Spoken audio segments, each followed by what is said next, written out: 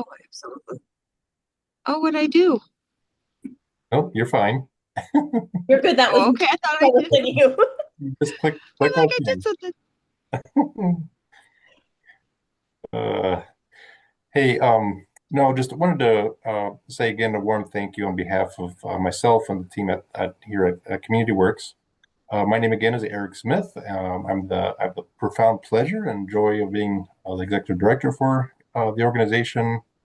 And I just feel like this week we're talking about the kind of the rhythms of the year. This week just felt like a really important bridge moment, right? So you're just wrapping up Thanksgiving, uh, or here in the U.S. Thanksgiving, which is it just felt like the right time to do a quick pause and bring some folks in and do a pause and just to say, hey, we just appreciate you and we thank you for being part of our bigger family that's working to create a change in our community and in our neighborhoods. So we appreciate you. And then also, we're moving into a season of hustling and bustling and all those kinds of things. And so I wanted to share some stories that I think are important that we can carry with us, and carry with you into this season to help you keep centered. Megan, could you maybe text Ken? He was reaching out to me, and I'm trying to wrap up here. Um, See if he's got it on getting in. So, and so you've been sharing your some of your favorite traditions, and these traditions, of course, anchor us in our family life and our connections and relationships into a bigger story with a bigger family, world family. A tradition that we like in our family is this: we do candles, and we for Advent season, and they have themes, and their themes are like joy and peace and love. Um, and So we're going to share some stories tonight. I feel like the thing that's you're going to hear is that those themes like joy and peace and love are going to be lifted out. And I want you to know that as you've been journeying this path with us, as you've been investing time, talent, treasure in your own community or through CommunityWorks and new communities like we'll hear about tonight, you've been that match that's lighting the flame, that's getting that rich, flourishing life happening in lots of places. The three places we're going to feature tonight, and we're going to first up hear from Megan. Megan's going to share from her time in Florida. So Megan lives in Central Florida.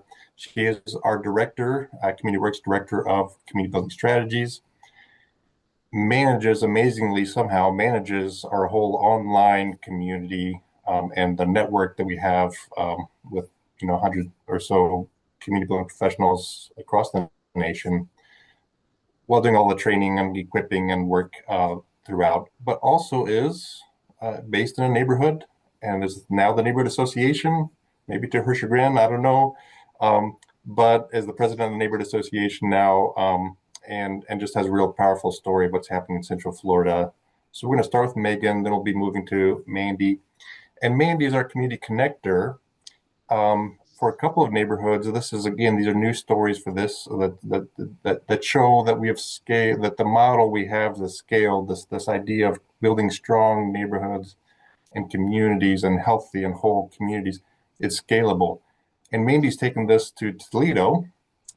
You'll be happy to hear, Julie, but is doing connecting work and having a real impact in Ravine Park Village neighborhood, and the Birmingham Terrace neighborhood. So we'll hear about these stories from her context. And then we'll finish up with Jana, who's our community empowerment coach, anchors the Michigan work, and was going to be sharing about some of the new work that's been emerging out of Mount Pleasant and Isabella County, which also serves as the national boundary for the Saginaw Chippewa Indian tribe of Michigan. So we're going to hear these three stories. And Megan, I'd like to start with you. So maybe you would be willing to share. And by the way, folks, feel free in the chat to if you want to ask questions and things like that. We'll get to those questions after we have a chance for me to moderate and ask a few things up front just to get the story out. But Megan, So let's just start. Tell us more about your context. I mean, you're doing this work nationally, but you've got a real passion for Azalea Park neighborhood. So share with us that context where you live and work and play. Yeah. So my neighborhood is Azalea Park. We are literally right outside the bounds of Orlando, Florida, about 15 minutes north of the airport. So if you've ever been stressed at MCO, you were pretty close to where I'm at. Uh, and I've been in Central Florida my whole life. And the really cool thing is, um, like a lot of places across the country and across the world, uh, it's growing pretty rapidly. So for a lot of folks, I'm the first person they meet who's been in Florida my whole life. Julie, I know we were talking about how I'd love to trade the snow with you. I actually did not see snow till this year. Like that's how Central Florida I am. Uh, but in my neighborhood in Azalea Park, the amazing thing is there's a lot of families who haven't just been in Florida, but they've been in this neighborhood for generations. So a lot of the folks, especially in the neighborhood association, are children, right? Their parents were the original homeowners. I had a donuts in the driveway event not too long ago, and my next door neighbor, Bert, realized his swim coach was one of the other neighbors' moms, and just like didn't know they had the shared history. But in addition to that, we've also got a lot of folks in the neighborhood who have recently immigrated from South America, Latin America, and the Caribbean. So it's a really, really diverse context. And it's great. It feels like home. I've been here now for 4 years and just absolutely love it. Yeah, Megan, you've got a really unique perspective, right? So you've got the national body of work that you're working on, then of course you anchored in your own neighborhood and making change there as well. But so maybe you could say a little bit about trends that you're seeing nationally, and then just share with us then maybe kind of what's a story of a change and impact that you've seen maybe in Azalea Park. So how are you being anchored? What are the national trends? But then how do you see yourself being anchored there in Azalea? Yeah. Yeah. Yeah, I was thinking about this earlier today because I think on both levels, right, with neighborhood leaders or even regional leaders, a lot of folks are using the tools that they've been given that aren't working anymore. So for like in my neighborhood, we have a monthly neighborhood association meeting. And a lot of, right, my board members and other folks don't understand why people don't want to show up to this meeting, where we talk about logistics and finances, right? And it's and they're really upset that people aren't showing up. And I have to explain, like, okay, like we wouldn't show up, right? If this isn't something we were on the board of. And the same thing, like regional leaders hosting town halls and yeah, different feedback sessions and people aren't showing up. And it's the same thing, but for them, right? Like why aren't people showing up? Why don't they care? And so I think that's something that I've seen with local governments right across the country, but also in my own neighborhood of I think a lot of people just don't understand, right? Like they've been given this tool and they think that people just don't care and that's why they're not engaging. But I think the cool thing is, right, we talk about this idea of like community building, of like getting to know neighbors, hosting part, right? Like it sounds just something fun and nice, but it's actually really transformative. And so that's what we've been really focusing on. We've done an Arbor Day event, participated in a trunk or treat event that one of the local schools for autistic kids were hosting, and have gotten to meet so many neighbors through that. One of my favorites, Diane, is extremely passionate about gardening. Um, and so I had a conversation with her early on, what we call learning conversations, asking her about her gifts, and that's how it came out. And then, right, she started getting more involved. I had her drop something off, I think, at my house once, and she saw my front yard and she said, "Yeah, this is not going to do. We need to work on this." And she said it just like that. And from there, she cultivated plants from her own backyard. I would see her and her husband drive slowly by my house so they could picture where everything would go. Um, and they came over, right? And she was super sweet. She chose plants that are hard to kill for me, because that was a concern. But they've redone an entire flower bed and have created a new one, right? And it brings Diane to life, right? This isn't something I think that we would have found out about her if I hadn't asked specifically, because she has other gifts like accounting and finance, right? That I think seem to have a stronger fit in the neighborhood association. But she just applied for the master gardening program in Orange County. Like she's come to life, and that has been so fun to watch. Mhm. I love that. And I feel like that is the work, isn't it? Right? I mean, setting the context where people can contribute out of their giftedness, and that's when people come alive. And that's when flourishing starts to really take hold in our neighborhoods and in our communities. Um, Thank you for sharing that. So one thing I want to ask all three is, and I'll ask you this first, but like, so given that, right? So, but thinking about going forward as you move into 2026, um, what would it be like for you to have the backing of the community that's here in this room, and our larger family, our larger community, um, of CommunityWorks, and movement builders and CommunityWorks being behind you and supporting you in 2026? What would that feel like? What would that look like for you? Yeah, yeah. So in addition to being in that formal role with the neighborhood association, I've been trying a lot more to host events on my block and invite Mm. folks. And I'll be like a couple times I've hosted events and no one has shown up. And it's been really discouraging for me, right? Not knowing why people didn't show up, all that. And all that to say, I know, Eric, you mentioned we've got the Community Building Hub, which is an online community of people who care about this work. Um, and so going from feeling like very discouraged and like this just isn't working, I'm doing something wrong, and talking to other folks who are doing this to be like, no, sometimes life just gets busy. Like you can't, you have to keep going. Like we've all had that. Just that feeling of not being alone in this work, because I know that's how a lot of people feel, Mhm. really matters and really makes a difference. Yeah, I love that you brought that up because, of course, that's a big part of your work, right? And you've done that for so many, and I just want to appreciate you that you've created the spaces within which so many people are finding the tribe and they're finding encouragement to keep going and to keep making a difference. So wonderful. Thank you, Megan, for sharing from your context. Mandy, are you, let's see, turn, if you don't mind, Mandy, I would love for you to come on, unmute yourself and spend a little bit of time kind of sharing with us a little bit about your context, a little bit about you, how you came in to be a connector, and just the neighborhood that you're serving there in Ravine Park and Birmingham. Okay, hi everybody. My name's Mandy. I live in the Ravine Park Village. It's a lower income area.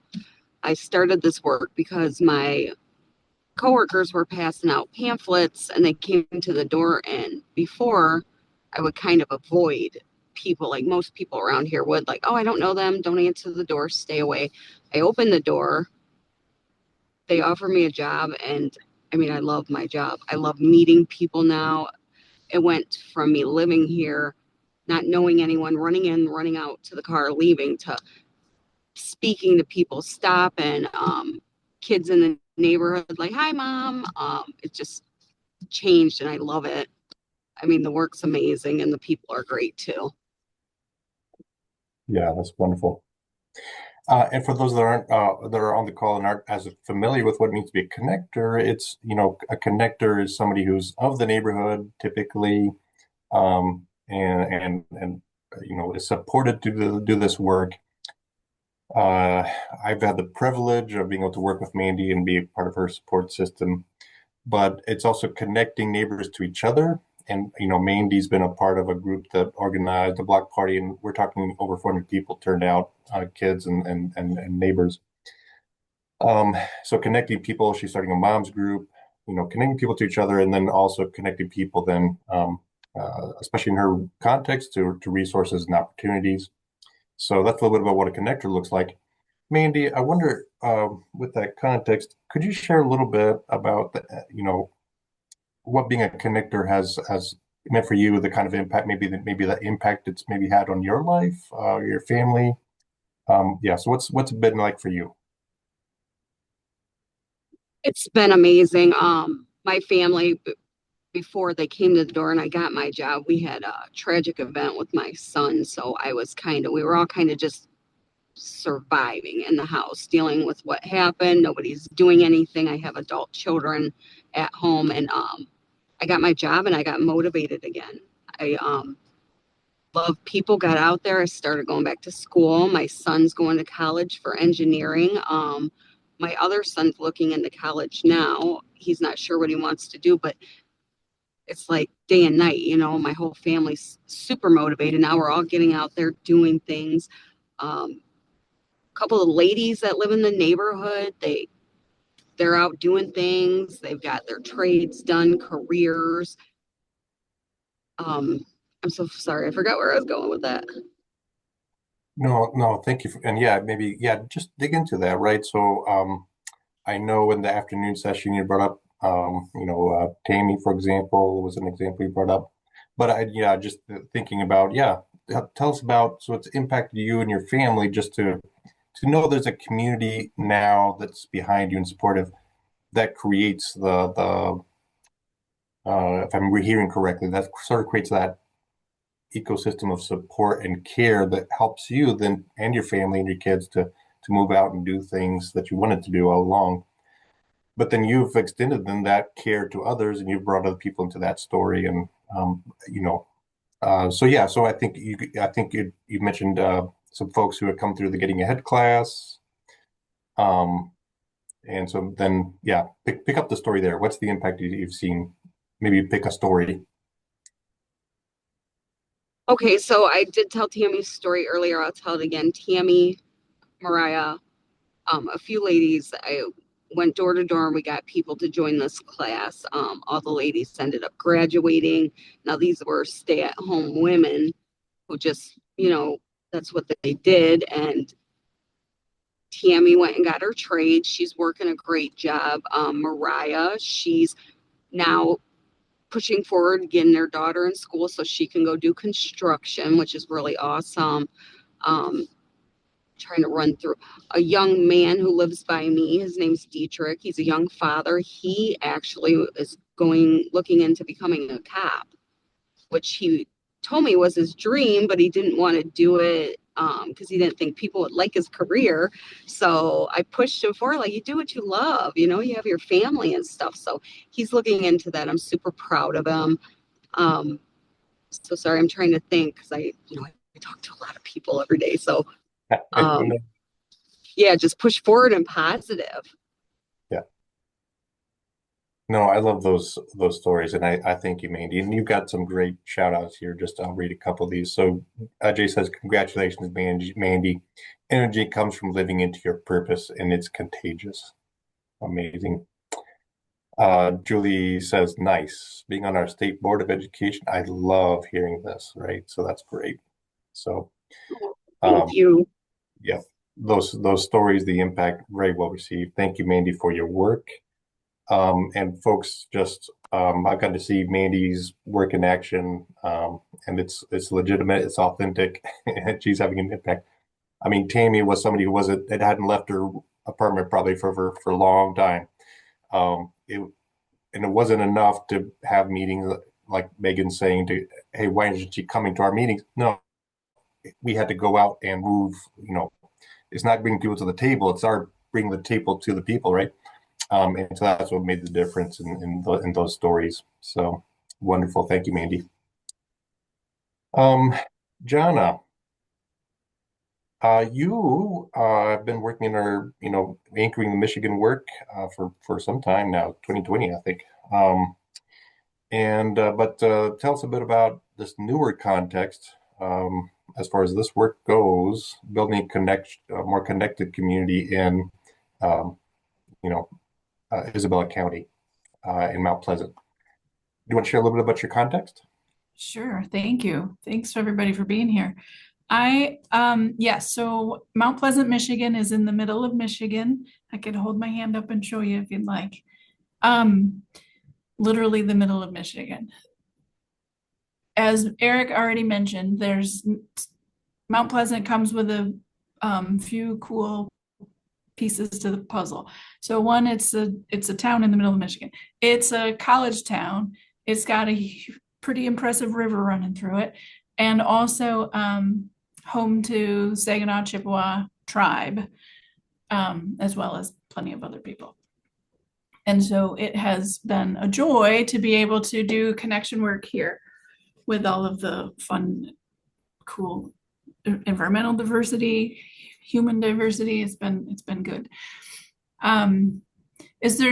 Did you want me to say something otherwise in particular? Otherwise, I'm going to just tell you what I've been working on. Eric. Yeah, share what you've been working on, and what's a story that really has grabbed your attention so far, right? So what's something that's come out of the work, an impact, a memory, strong memory that's happened so far. Yeah. Sure, thanks.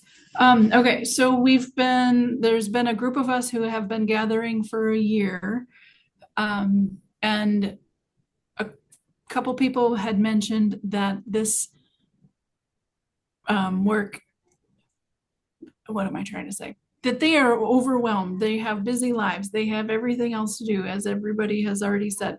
And yet this has drawn them in, and they have shared with me that the things that have drawn them in is that it has been very intentional to create a space where people bring themselves to the table, their authentic selves, to create spaces for people to be leaders and to make this is group decision work, and their passions. So not just that we're making decisions, but that they get to identify what is it, how do we want to be connected, how do we want to be a community, and each of them are sharing what their passions are and what their gifts are and how do we want to move this forward. So group decision making has been what's another thing that's bringing people back and bringing them to the table.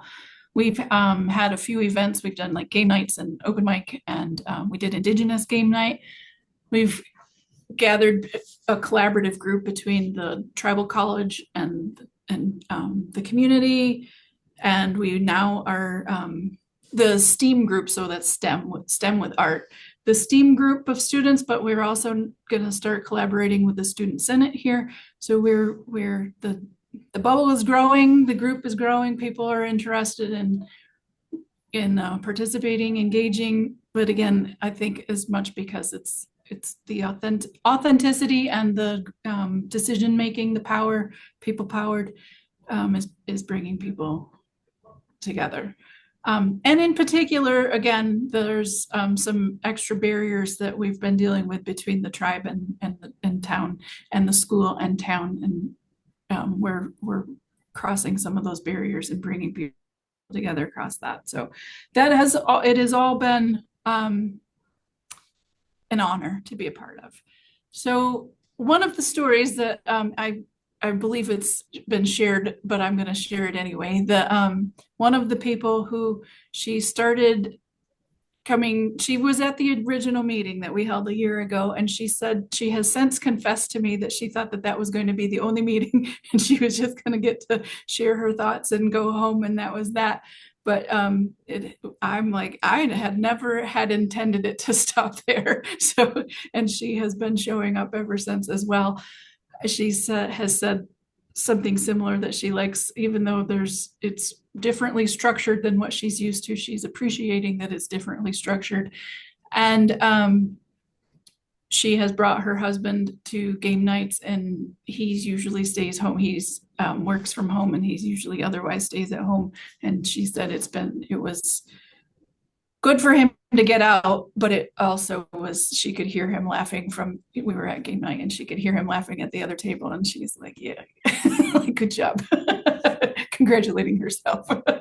And she also has a child who is not comfortable in some various places in the community, who came to open mic night and left there saying, I felt more comfortable in that space with those people than I have in most places. And so she personally has shared these stories with us that not only does she enjoying herself and has kept coming back, but her bubble is spreading, and her family is also getting engaged and feeling the effects, the fun and the authenticity. And it's good. It's a good group.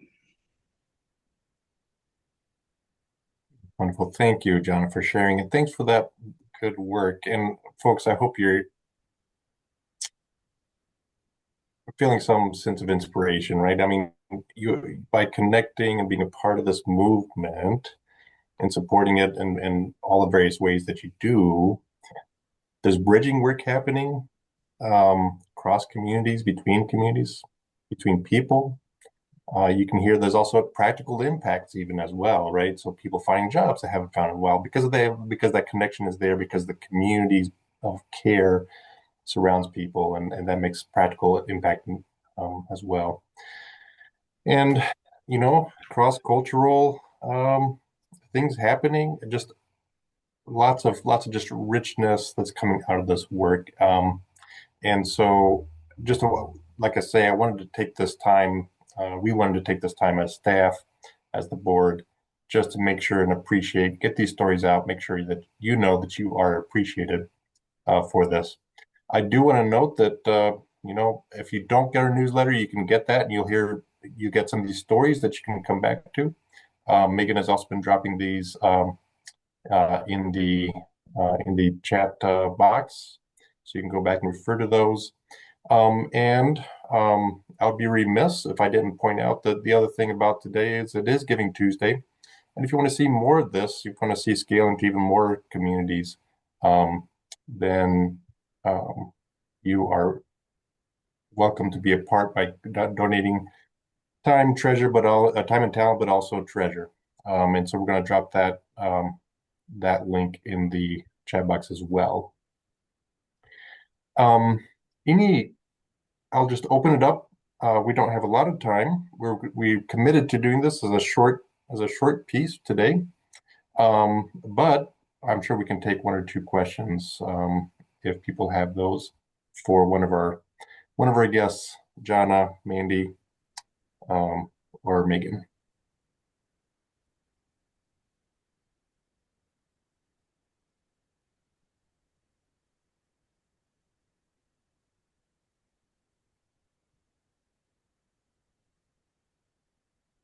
While you're thinking about that, Julie, I don't know how you get around so much. Julie points out she was is it Saline, Michigan? Thanksgiving? So I think it's Celine. Saline? I think it's Celine. Yeah. My sister-in-law lives in Celine. My brother lives in Big Rapids. Okay. Yeah, you don't want to know my travel schedule for the last 2 months. I've been everywhere. So Wonderful, wonderful. but one thing I just wanted one thing with all of my travel is I'm a Rotarian. And so one of the best advantages of being a Rotarian is I have friends everywhere. Like, because I go everywhere I go to Rotary meetings and make new friends. So that's make sure you check and connect with your Rotary clubs. Mm-hmm. Excellent advice. Thank you. Good. Ken, Jay, any reflections or questions? I hear these 3 vignette stories, and I'm so appreciative. And I'm reminded that John McKnight, who's sort of the father of asset-based community development in North America, repeatedly said that every community has within it what it needs for its own next stages of development. And the tragedy of North American compassion is that we focus on what's broken, and we try to create remedies or fixes for the problems that people experience in different circumstances and places. If instead we would spend the time to discover who's there and who cares and what's strong and what's good and what can we do using what we have a whole different platform, and it's so energizing to discover what's here and to harness what's here. And it's just such a beautiful story of how redemption comes when people work together, creating whatever it is they want to create together, tackling issues, solutions, yeah, the environment, whatever. We have what we need if and when we learn to work together. And your stories tonight just were, again, really illustrative of that, and I love it. So thank you all. Yeah, thank you, Jay. I can't think of a better way to wrap up our time together with a reminder of the importance of abundance and discovery in this whole process. Yeah. This is a season, right, where we can be thinking about, be mindful of the abundance that's around us and living into that. Yeah. So with that, we'll wrap up our time. Again, I hope this was edifying. I hope you carry with you through the rest of this season a story, one of those stories that you have helped cultivate because you are part of this community, because you've been part of the CommunityWorks family. And your work is spreading that joy, peace, hope, love, all those things. You are that match that's lit that in these three communities and beyond. And so we want to say again a word of thanks. And with that, unless there's something else from Mandy, Megan, Jana, is anything that you have? But that'll be the last word. We'll wrap it up. Okay, I'm seeing. No? Yeah. Thank you guys. Hope everyone has a good night. All right. Wonderful. Thank you, everybody. Thank you for joining us, Fred, Julie, everybody. Thank you for joining us. And